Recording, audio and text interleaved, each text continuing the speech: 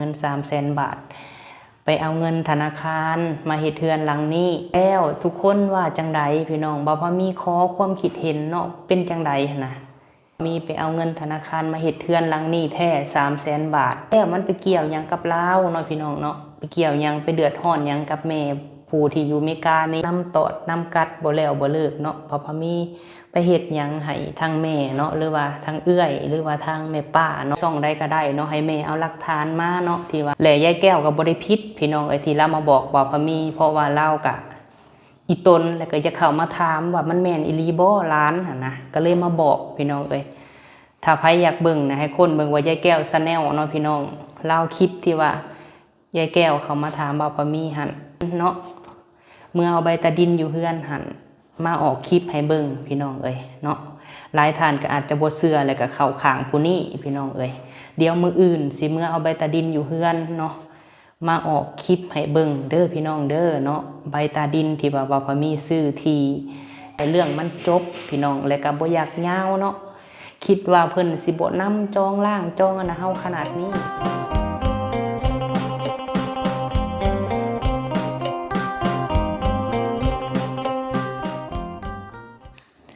โดยกราบสบายดีสวัสดีพ่อแม่พี่น้องเบิดสุขุสุขคนเด้อพี่น้องเนาะเบิดสุหม่องสุบอนพบพ่อกับบ่าวพามีอีกแล้วพี่น้องพบพ่อกันมื้อนี้ก็อากาศอบอ้าวคือเก่าเนาะพี่น้องเนาะร้อนแบบบ่มีลมบ่มีแรงอีหลีพี่น้องร้อนเมื่อคืนนี้ก็ฝนตกเกือบเบิดคืนพี่น้องฝนตกเนาะมื้อนี้บ่าวพามีกะนี่แหละพี่น้องมามื้อนี้เนาะพี่น้องเนาะกะบ่าวพามีสิออกมาปกป้องเจ้าของเนาะออกมาปกป้องตัวเองแหละพี่น้อง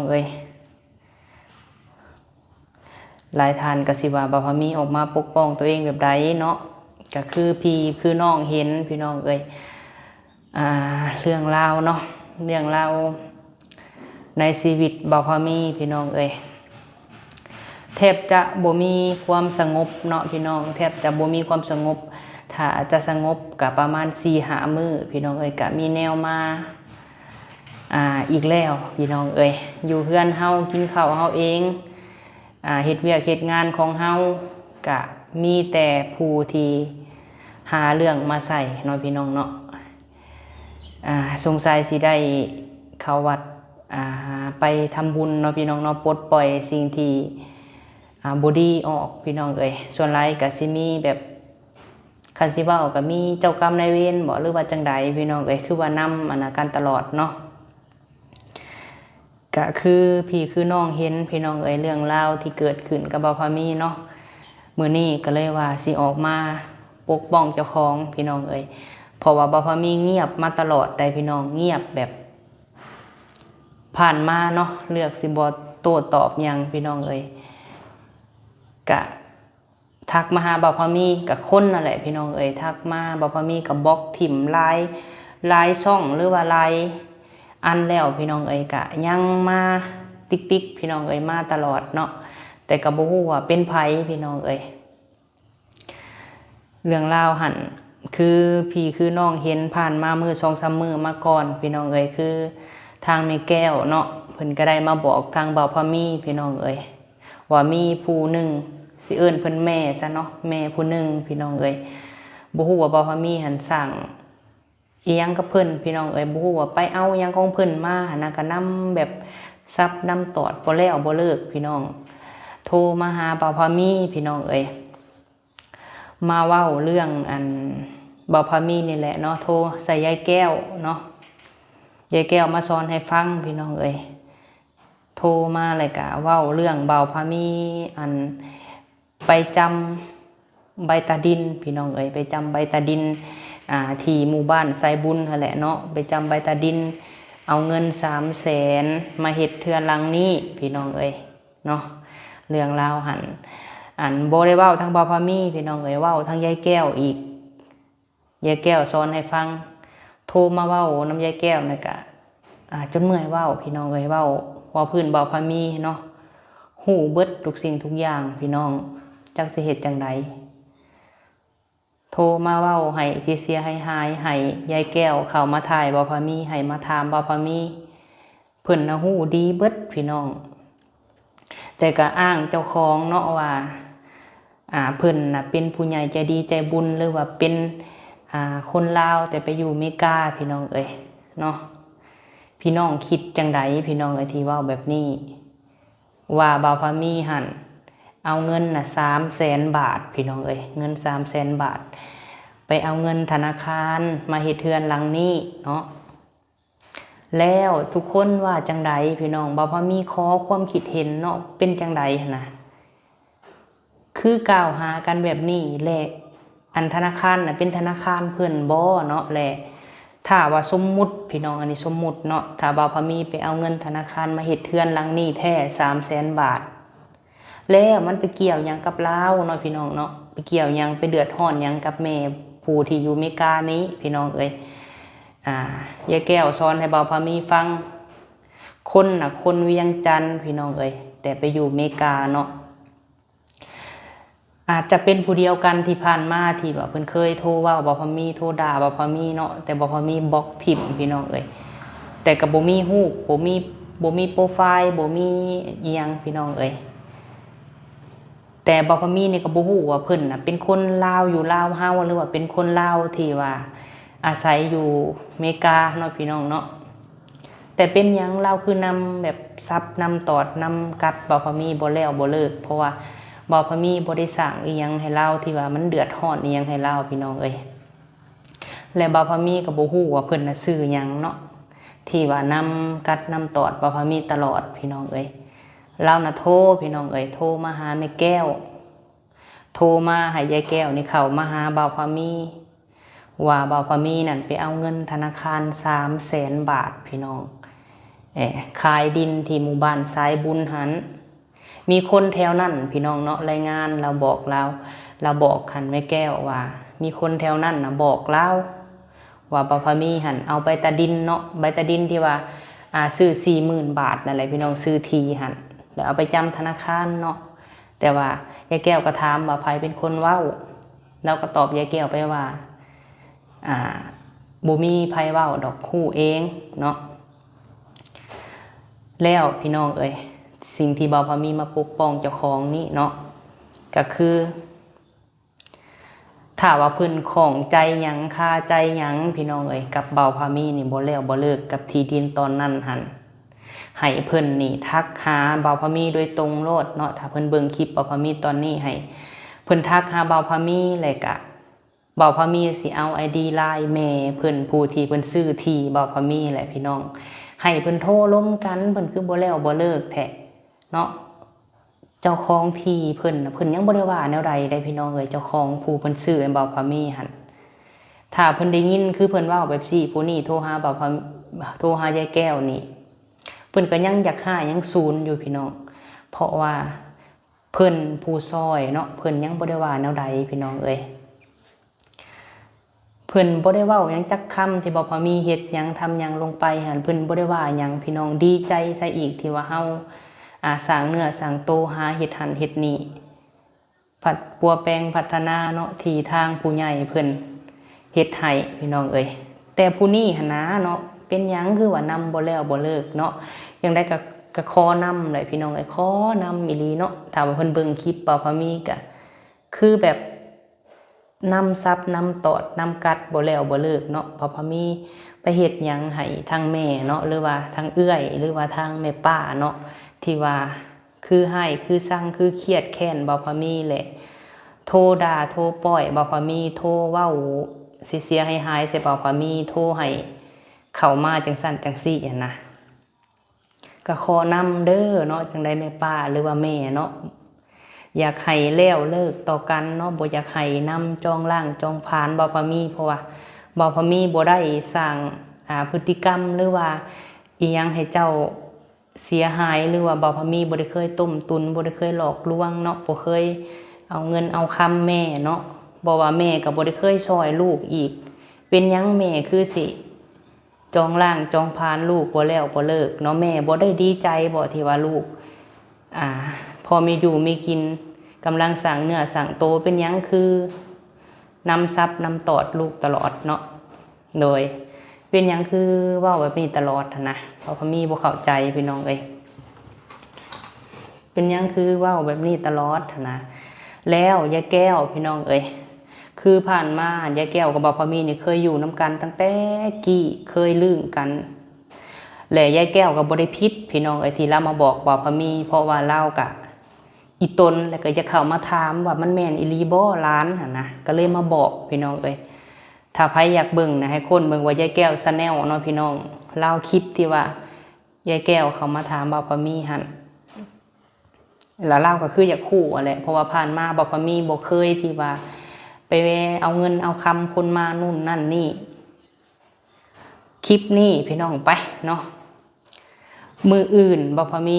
สัญญาว่ามืออื่นพี่น้องเอ้ยบ่พอมีสิมือเฮือนแหละสิมือเอาใบตะดินเนาะเมื่อเอาใบตะดินอยู่เฮือนหันมาออกคลิปให้เบิ่งพี่น้องเอ้ยเนาะหลายท่านก็อาจจะบ่เชื่อแล้วก็เข้าข้างผู้นี้พี่น้องเอ้ยเดี๋ยวมืออื่นสิมือเอาใบตะดินอยู่เฮือนเนาะ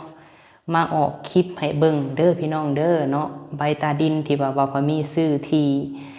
หมู่บ้านสายบุญหันมีจำตาในบ้านคักแน่มีซื้อมีหยังบ่พอมีอยู่เฮือนพี่น้องเอ้ยแต่กี้เป็นหยังที่บ่พอมีบ่เอาออกมาให้เบิ่งเพราะว่าอยากให้เรื่องมันจบพี่น้องและก็บ่อยากยาวเนาะคิดว่าเพิ่นสิบ่นำจองล่างจองอันเฮาขนาดนี้พี่น้องเอ้ยคิดว่าเพิ่นสิบ่นำแดกดันเฮ็ดให้บ่พอมีเสียหายชื่อเสียงอยากให้บ่พอมีหล่มอยากให้บ่พอมีหจมบ่หรือว่าจังไดแม่เอ้ยเนาะโดยและมื้ออื่นพี่น้องเอ้ยบ่พอมีสิมื้อเอาใบตาดินแล้วมาเฮ็ดคลิปเนาะให้พี่ให้น้องเบิ่งแบบโปร่งใสเนาะว่าบ่พอมีเป็นคนแนวใดพี่น้องเอ้ยคือตอนนี้หั่นบ่พอมีถูกกล่าวหาได้พี่น้องเนาะถูกกล่าวหาแบบใดดินกับดินบ่พอมีพี่น้องเอ้ยผู้ใหญ่ผู้ที่เพิ่นซื้อให้เนาะเพิ่นก็บ่ได้เว้าหยังดีใจที่ว่าเฮาเฮ็ดเฮาหาแล้วเพิ่นเป็นไผเนาะพี่น้องเนาะเพิ่นเป็นไผไล่เสื้อไล่แนวบ่ได้ถึงกันได้พี่น้องเอ้ยบ่พอมีบ่ได้ฮู้กับผู้นี้จักดีเนาะเป็นหยังเพิ่นคือฮู้ดีเบิดทุกสิ่งทุกอย่างเนาะถ้าว่าเพิ่นฮู้ดีขนาดนั้นพี่น้องเอ้ยว่าข่อยน่ะไปเอาเงินธนาคารใดในสวรรค์บ่หรือว่าเซโนเนาะหรือว่าอยู่เวียงเนาะให้แม่หั่นออกคลิปไผก็ได้ช่องใดก็ได้เนาะให้แม่เอาหลักฐานมาเนาะที่ว่าลูกไปเอาเงิน300,000มาเฮ็ดเฮือนหั่นแล้วไปจำดินที่แม่บุญทวีซื้อให้อยู่เฮือนหลังนั้นเนาะให้แม่เอาหลักฐานมาเด้อแม่เด้อเนาะเอาหลักฐานมาออกคลิปใดก็ได้เนาะเพราะว่าลูกอยากเห็นหั่นนะลูกซื่อสัตย์ 1,000% เลยเนาะว่าลูกบ่ได้เฮ็ดจังซั่นอีหลีแม่เอ้ยโดยให้แม่น่ะเอามาเนาะหรือว่าช่องใดก็ตามหรือว่าแม่หั่นมาหาลูกก็ได้อยู่เฮือนนี่แหละเนาะอยู่ดินจัดสรรตามใจให้แม่ถือเอกสารอีหยังมาหรือว่าธนาคารหรือว่าเป็นของแม่บ่และลูกต้มตุนบ่หรือว่าจังไดเนาะลูกก็อยากฮู้ว่าแม่เอาข้อมูลเอาหลักฐานเอาคำเว้าแบบนี้มาแต่ไสเนาะเพราะว่าคือเฮือนนี้พี่น้องเอ้ยถ้าบ่พอมีเงิน300,000 บาทเนาะเฮือนนี่คือสิแล้วพี่น้องเอ้ยเนาะโดยคือสร้างมานี่ก็บ่ได้ให้ไผเดือดร้อนพี่น้องเอ้ยสู้มาเก็บออมรอมริดเก็บ5เก็บ10คือบ่พอมีเคยเว้าไปแหละพี่น้องเอ้ยสู้มาตลอดเนาะเรื่องเงินเรื่องคำนี่กันบ่พอนี่ยืมพี่น้องยืมเสากึมยืมสาวลำพรแต่ว่าบ่พอมีบ่เคยสร้างปัญหาสิไปเอาเงินธนาคารแหละสิให้แม่ผู้นี้นี่จ่ายให้เนาะพี่น้องเนาะบ่พอมีบ่เคยพี่น้องเอ้ยเนาะให้เป็นหยังก็ได้พี่น้องบ่พอมีบ่เคยสิไปเอาเงินธนาคารพี่น้องประเด็นที่1เนาะแม่เว้าใส่ลูกว่าลูกนี่ขายที่ดินหมู่บ้านสายบุญเนาะที่ดินที่แม่อยู่ต่างประเทศทานนั่นเพิ่นซื้อให้บ่าวพามีเนาะ2เนาะคือที่ดินของแม่บุญทวีซื้อให้บ่าวพามีอยู่เฮือนใหม่เนาะแม่ก็เว้าบ่าวพามีนี่เอาใบตาดินทั้ง2ตอนนี่ไปจำพี่น้องเอ้ยเนาะแล้วบ่าวพามีอยากถามทุกคนเนาะพี่น้องถามแม่ๆ FC เอื้อยอ้ายที่ฮักแพงบ่าวพามีนี่คือก่อนเฮาสิไปเอาเงิน300,000เนาะพี่น้องบ่าวพามีเห็นเพิ่นเอาเงินออกมาหั่นน่ะ เพิ่นต้องมีรถเนาะพี่น้องเนาะหรือว่าเฮือนหรือว่าที่ดินได้พี่น้องเอ้ยไปค้ำประกันพี่น้องเอ้ยก่อนสิเอาเงินออกมาได้เนาะแล้วลำพังบ่าวพามีนะพี่น้องขายดินตอนที่ว่าเพิ่นซื้อให้นะสิฮอดบ่เลย300,000พี่น้องคิดเบิ่งเนาะถ้าคนบ่อยากเว้ากันบ่อยากทำให้บ่าวพามีนี่สิเว้าแนวนี้บ่พี่น้องเนาะแล้วเพิ่นสิเว้าเพื่อหยังเลยพี่น้องเอ้ยเนาะอิจฉาบ่าวพามีเพื่อหยังแหละบ่าวพามีบ่ได้มีอีหยังให้อิจฉาพี่น้องถ้าว่ามีเงินพี่น้องเอ้ยเฮือนนี่นะพี่น้องก็คือสิแล้วคือสิได้อยู่เนาะพี่น้องเนาะให้คิดเบิ่งซะคือสิได้อยู่ทุกสิ่งทุกอย่างนี่คือสีพี่น้องเอ้ยเนาะสีที่ทาเฮือนทาซานบ่าวพามีตอนนี้หั่นก็คอยผ่อนไปพี่น้องเอ้ยแล้วสิ่งที่บ่าวพามีเว้าเนาะพี่น้องเนาะบางท่านก็อาจจะเข้าข้างมาผู้นี้เนาะพี่น้องเนาะบางท่านก็ไล่ท่านก็สิเข้าข้างบ่าวพามีคือว่าแหละพี่น้องไงเพิ่นโปรทันเห็นใบตาดินเนาะคือผ่านมาบ่พอมีอันช่วงน่ะออกมาเว้าพี่น้องเอ้ยก็ยังให้มันแล้วแหละพี่น้องยังให้มันจบคิดว่าเพิ่นสิบ่เว้าเฮาอีกนะก็เลยว่าบ่เอาออกมาให้เห็นเนาะ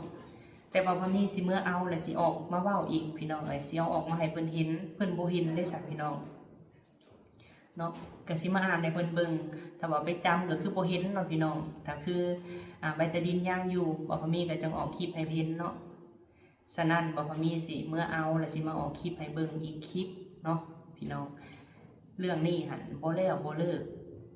บ่จบบ่สิ้นจักเทื่อพี่น้องเอ้ยเนาะบ่พอมียอมพี่น้องเอ้ยยอมแบบนี้แหละเนาะก็แม่นอยู่ว่าทุกสิ่งทุกอย่างเฮ็ดคลิปอีหยังก็ต้องมีดราม่าอีหยังก็บ่ได้ว่าดอกคันว่าเป็นตัวหนังสือที่ว่าเพิ่นพิมพ์มากล่องคอมเมนต์เฮาพี่น้องเอ้ยแต่ว่าอันนี้หั่นคือโทรมาได้พี่น้องเอ้ย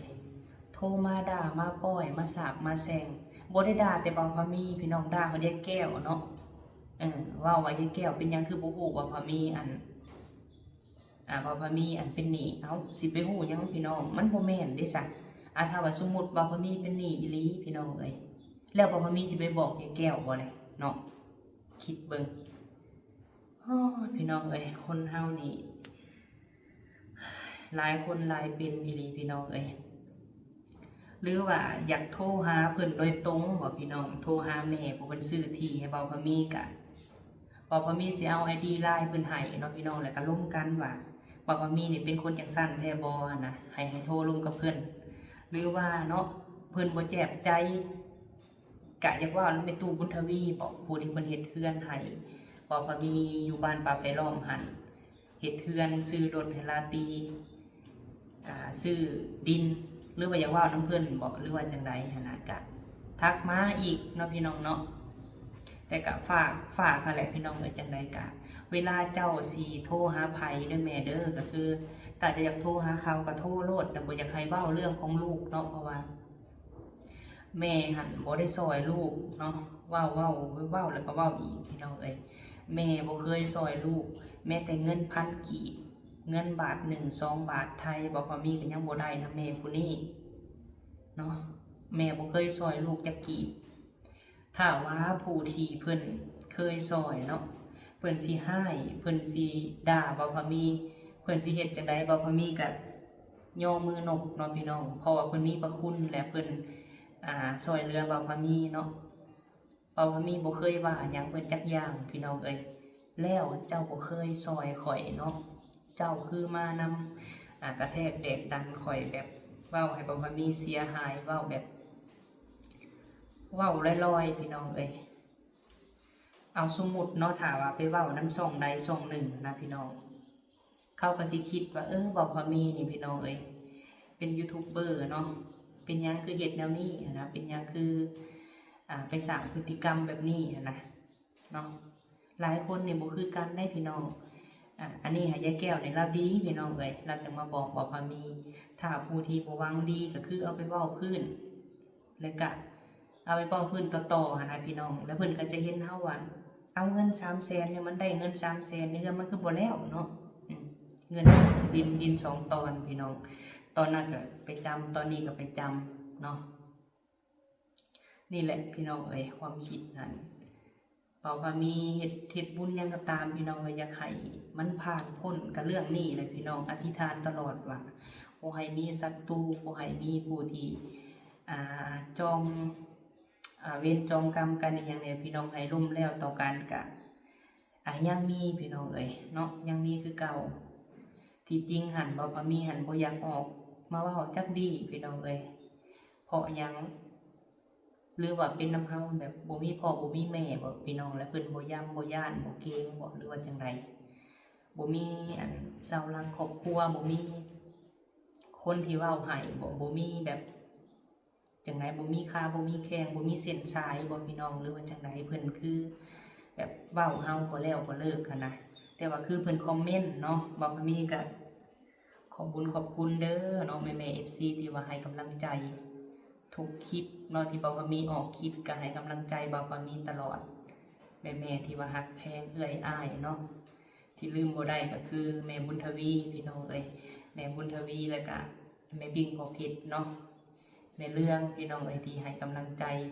คือแม่ตูวีก็โทรถามข่าวกันตลอดพี่น้องเกือบทุกมื้อเนาะทั้งแม่ทุกสิ่งทุกอย่างแม่ก็สอนในสิ่งที่ว่ามันดีเนาะและลูกก็ปรับปรุงคือผู้ที่มีพระคุณบ่มีถ้าเพิ่นบอกเพิ่นสอนบ่มีบ่เคยให้เพิ่นพี่น้องแต่ผู้ที่บ่เคยซอยบ่มีนี่บ่มีโคตรแบบความแบบเสียความรู้สึกอีหลีพี่น้องเนาะเสียความรู้สึกแบบเป็นหยังเฮาเพิ่นคือบ่ย้ำบ่เกรงเฮาแหละเฮาแบบเป็นกำพร้ากำพร้อยที่ว่าบ่มีพ่อบ่มีแม่นี่บ่เนาะพี่น้องเพิ่นจังแบบบ่ย้ำบ่เกรงเฮาแบบบ่ย่านก็สิเว้าเพราะว่าเฮ็ดหยังเฮาก็อยู่ซื่อๆนะพี่น้องเนาะเพราะว่าเฮาบ่มีไผเว้าดิซะถ้าเพิ่นเว้าหยังมาเฮาก็อยู่ซื่อๆพี่น้องก็ย่าเนาะพี่น้องเนาะทุกสิ่งทุกอย่างหั่นบ่ว่ามีสิเอาความดีสู่พี่น้องทุกสิ่งทุกอย่างก็ย่าแต่ว่าสิออกมาแบบชี้แจงแล้วก็โปร่งใสเนาะบ่ว่ามีนี่สิเฮ็ดจังไดสิปกป้องตัวเองพี่น้องบ่อยากให้คนอื่นนี่มาครอบงำเฮาแล้วบ่อยากให้หมู่นี่มานำเว้าเฮาตลอดเนาะบ่ว่ามีต้องทวงความเป็นธรรมพี่น้องทวงความบริสุทธิ์ใจเพื่อ FC เนาะเพื่อที่บ่ว่ามีโปร่งใสพี่น้องบ่เคยทุกสิ่งทุกอย่างเงินทุกกีบทุกบาทคือเพิ่นว่าพี่น้องถ้าเพิ่นให้บ่ว่ามีก็เอาถ้าคือเพิ่นบ่ให้จักกีบก็คือบ่เอาเนาะพี่น้องเนาะก็คือทุกสิ่งทุกอย่างที่เฮ็ดมาเฮ็ดเทือนสร้างศาลหลังนี้มาบ่าวพามีบ่เคยสิไปกู้ไปยืมเพิ่นผู้ที่เพิ่นโทรมาด่าบ่าวพามีพี่น้องบ่เคยจักดียิกหาก็บ่เห็นเนาะผู้ที่มีพระคุณก็สาธุพี่น้องนกมือใส่หัวคือลำพรกึมแล้วก็หั่นเวียดพี่น้องที่เอาเล็กมานี่ก็สาธุเพิ่นอยู่ดีมีแฮงพี่น้องแต่ผู้ดีผู้ใดเพิ่นว่าสิบ่าวพามีก็ขอให้เพิ่นอยู่ดีมีแฮงคือกันพี่น้องบุญคำนำสู่เพิ่นเนาะอันใดที่เพิ่นว่าก็ขอให้เลิกแล้วต่อกันพี่น้องบ่ให้ว่ากันอีกเพราะว่าบ่าวพามีหันบ่ได้คิดอคติกับไผพี่น้องอยู่เหมาะๆแม่ๆกินตามมีตามเกิดเฮ็ดไปพี่น้องโดยเฮ็ดไปนี่พี่น้องแม่เรื่องเนาะซื้อให้พี่น้องนี่สีซื้อเศร้านี่พี่น้องซื้อเศร้านี่เพิ่นฝากเงินให้100พี่น้องน้องเศร้านี่บ่พามีก็ซื้อพี่น้องความอันนั้นพี่น้องนี่100ก็ได้อยู่2,100,000เนาะพี่น้อง88,000พี่น้อง2,188,000และซื้อสีนี่หั่น1,700,000พี่น้องทำน้อยๆใน9 ลิตรนี่เนาะ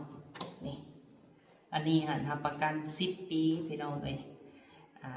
บ่ลอกและเซ็ตได้พี่น้องเป็นสี TOA เนาะยังบ่ได้ขายบ่ได้แกะพี่น้อง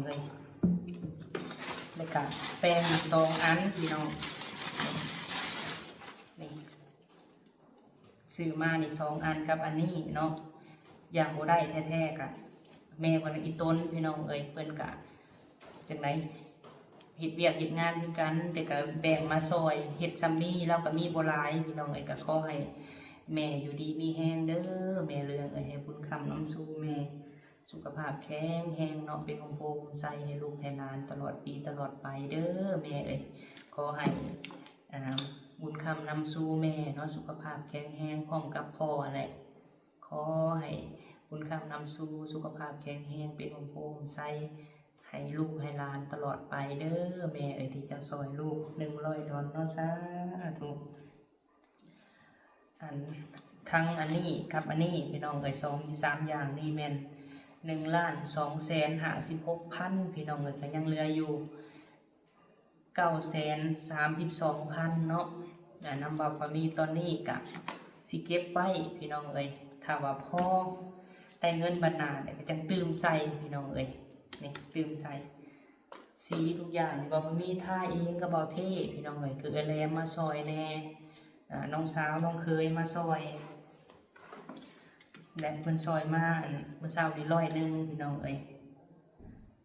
และบ่าวพามีก็ซื้อสีนี้เนาะนี่แหละพี่น้องคนเฮาหันมีทั้งคนหักคนสั่งพี่น้องมีครบเบิดทุกรูปแบบเนาะ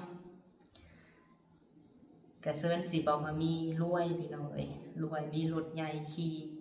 มีดินหลายตอนมีพ่อมีแม่พี่น้องก็คือสิกว่านี้เนาะตั้งว่าบ่ยังบ่เก่งกันพี่น้องถ้าเฮาสู้ได้พี่น้องยังซ้ำนี้เนาะผู้ที่บ่สู้ก็คือสิถือแบบนี้ว่าแบบนี้บ่หรือว่าจังไดพี่น้องหรือว่าว่าเฉพาะบ่าวพามีเนาะบ่แม่นเดี๋ยวนี้พี่น้องบ่าวพามีถือว่าใส่ตั้งแต่เริ่มเฮ็ดช่องพี่น้องคนเฮานี่โอ้ยพี่น้องจะสิว่าจังไดผู้ดีก็ดีแต่แท้พี่น้องให้กำลังใจตลอดเนาะโทรมาให้กำลังใจบางเถื่อคือเป็นตูบุญทวีกะโทรมาบอกมาสอนในสิ่งดีๆพี่น้องให้รู้จักเฮ็ดรู้จักหานับแต่เฮ็ดหาอยู่หากินคือแม่เพิ่นได้อยู่นำกินกะฝากเงินคือประแดกกะซื้อพี่น้องอยากให้กินเนาะอยากให้ซื้อนะอยู่นำกินทุกสิ่งทุกอย่างบางเถื่อก็ออกประสงค์ออกน้ำบางเถื่อก็บ่ได้ออกเนาะพี่น้องเนาะกะขอบคุณหลายๆเด้อแม่ตู่บุญทวีเนาะขอให้แม่อยู่ดีมีแห้งแม่สุขภาพแข็งแรงเนาะเป็นโฮมใส่ให้ลูกให้หลานเด้อแม่ขอให้บุญคำนำสู่เจ้าสาธุผมด้วยแม่บิ่งพ่อเพชรพ่อแม่เนาะอยู่ไว้วางใจลูกเฮ็ดเพื่อนเฮ็ดซานให้ก็ขอให้บุญคำนำสู่เด้อพ่อแม่สุขภาพแข็งแรงเป็นโฮมใส่ให้ลูกให้หลานตลอดปีตลอดไปและก็แม่ใจดีอยู่ที่ซื้อที่บ่าวพามีเนาะพี่น้องที่เพิ่นบ่ประสงค์ออกนามอยู่หมู่บ้านสายบุญที่เพิ่นซื้อให้ก็ขอให้แม่อยู่ดีมีแห้งเนาะพบพ่อแต่สิ่งดีๆเด้อแม่เป็นโพผมใส่ให้ลูกให้หลานตลอดปีตลอดไปเนาะและก็ขอบคุณเอื้อยละไม้พี่น้องบ่าวพามีก็ขอให้เอื้อยอยู่ดีมีแห้งเด้อเนาะสุขภาพแข็งแรงเป็นโพผมใส่ให้น้องให้นุ่งให้ลูกให้หลานตลอดปีตลอดไปสาธุนี่แหละพี่น้องบอกว่าบ่มีภัยพี่น้องบ่มีภัยที่จะปรึกษานอกจากไม่เฒ่าแล้วก็ครอบครัวแล้วก็บ่มีหมู่บ่มีหยังพี่น้องไปไสกะไปนำครอบครัวไปหันไปนี่กะแบบนี้บ่เนาะเพิ่นจังบ่ยักบ่เกรงเฮานะเพิ่นจังคิดซะว่าแบบเฮ็ดหยังก็ได้นะใส่บอกว่ามีแบบเฮาบ่มีทางสู้พี่น้องเนาะว่าแต่ตัวเองอยู่เป็นคนลาวแต่อยู่ต่างประเทศแต่สิเว้าคนเมืองลาวได้บ่พี่น้องเนาะปัดผู้เขามีแท้น่ะไปเว้าใส่เขานะก็เจ้าอันนั้นได้พี่น้องเขาบ่ยอมได้เนาะแต่ว่าพามีหั่นบ่ว่าหยังพี่น้องก็ขอให้บุญคำนำสู่เด้อแม่ที่ว่าโทรมาด่ามาปล่อยลูกมาสาบมาแช่งกะขอให้เจ้าอยู่ดีมีแห้งแม่เนาะแต่ว่ามันบ่แม่นความจริงลูกกับบ่ฮับและเรื่องนี้กับลูกบ่ได้เอาลูกบ่ได้เป็นหนี้ธนาคารอีหยังบ่มีดินดอนตอนหญ้าดอกไปมัดเจาะมันจำเพิ่นพี่น้องรถล่างก็บ่มีแต่รถจักรค่ะแหละโดยพี่น้องก็สิประมาณนี้แหละเนาะคลิปนี้ก็ฝากให้ได้พี่น้องเด้อฝากคอมเมนต์แน่เนาะถ้าบ่าวมีเว้าผิดพลาดก็ต้องขอโทษขออภัยเพราะว่า เพราะว่าบ่มีผู้ที่ปรึกษาพี่น้องเอ้ยบ่มีผู้ที่จะระบายก็คืออยากออกมาปกป้องตัวเองแล้วก็ถึงว่าเฮาจะบ่มีพ่อบ่มีแม่มีแต่แม่เฒ่ากับน้องกับบ่มีก็บ่อยากให้คนอื่นนี่มาข่มขู่เนาะพี่น้องบ่อยากให้ไผนี่ที่จะมาแบบข่มขู่แดกดันบ่มีเนาะเอาคลิปนี้พี่น้องเอ้ยบ่มีก็ฝากได้เด้อแม่เอ้ยผู้ที่เว้าใส่ลูกเว้าลูกจังซั่นจังซี่เนาะก็ขอให้แม่หยุดซะเนาะให้แม่หยุดภายในคลิปนี้มื้ออื่นเนาะลูกสัญญาว่าลูกสิเอาใบตะดินเนาะมากางในคลิปนี้ให้แม่ได้เบิ่งเนาะแม่จังสิได้ตาสว่างเนาะแม่สิบ่ได้นำซับตอดนำจองล่างลูกอีกเนาะโดย